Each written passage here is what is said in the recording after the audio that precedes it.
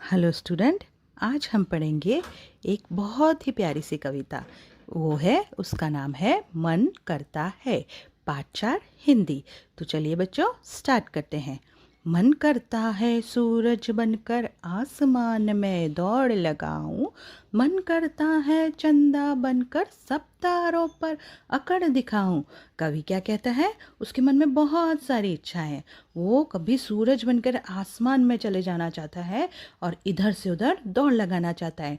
सूरज पूरब से पश्चिम, पश्चिम से वो पूरब तक जाता है ना, वैसे वो भी चाहता है कि वो सूरज बनकर पूरब से पश्चिम और पश्चिम से पूरब की ओर जाए। और कभी कभी क्या कहता है कि उसे चांद बनना है, क्योंकि चांद बन जाएगा तो वो तारों पर अपनी अकड़ दिखा सकेगा। दूसरी पंक्तियां हैं, मन करता है बाबा बनकर घर में सब पर धौंस जमाऊं। मन करता है पापा बनकर मैं भी अपनी मूंछ बढ़ाऊं। मन करता है तितली बनकर दूर दूर तक उड़ता जाऊं। मन करता है कोयल बनकर मीठे मीठे बोल सुनाऊं।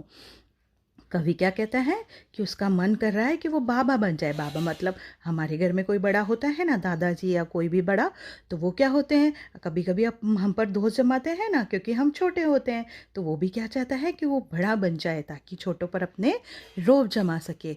और उसका कभी कभी क्या मन करता है कि पापा की तरह मूछें बढ़ा ले।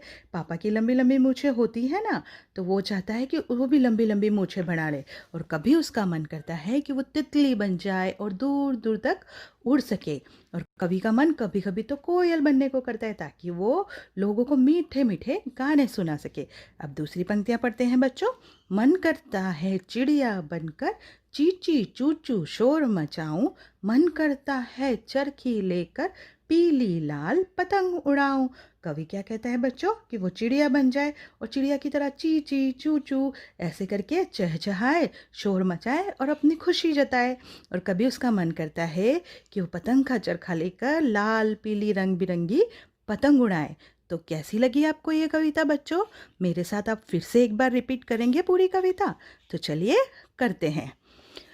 मन करता है सूरज बनकर आसमान में दौड़ लगाऊं। मन करता है चंदा बनकर सब तारों पर अकड़ दिखाऊं। मन करता है बाबा बनकर घर में सब पर धौंस जमाऊं। मन करता है पापा बनकर मैं भी अपनी मूछ बढ़ाऊं। मन करता है तितली बनकर दूर दूर तक उड़ता जाऊं। मन करता है कोयल बनकर मीठे मीठे बोल सुनाऊं।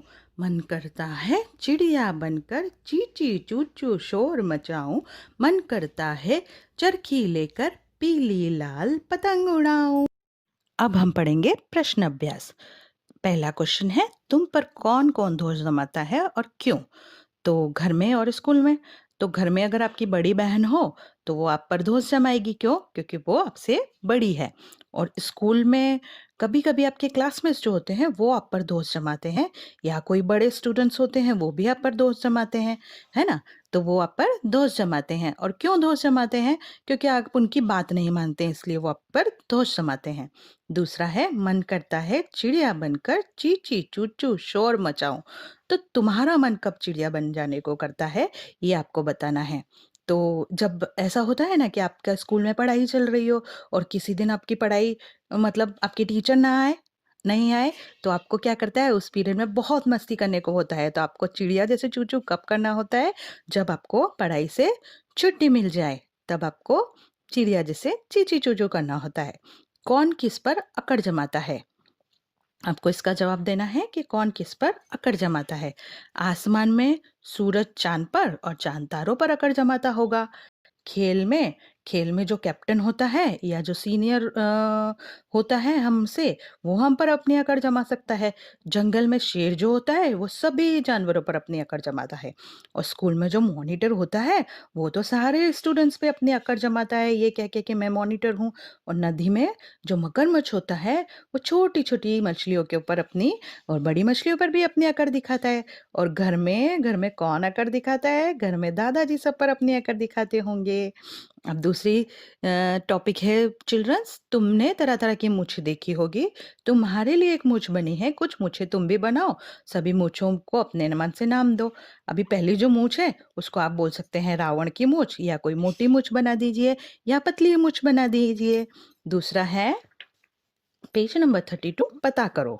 तुम्हारे घर और स्कूल में किसका क्या करने का मन करता है लिखो और अपनी सूची अपने साथियों के साथ मिलकर देखो। पहला नाम है राजेश। राजेश का कहाँ क्या मन करता है, तो आपको उसमें कुछ भी लिखना है। जैसे राजेश का कहीं घूमने जाने का मन करता है। रंजना, रंजना का क्या मन करता है, रंजना का पूरा दिन टीवी देखने का मन करता है। लता, लता का क्या मन करता है, पूरे दिन पढ़ाई करने का मन करता है।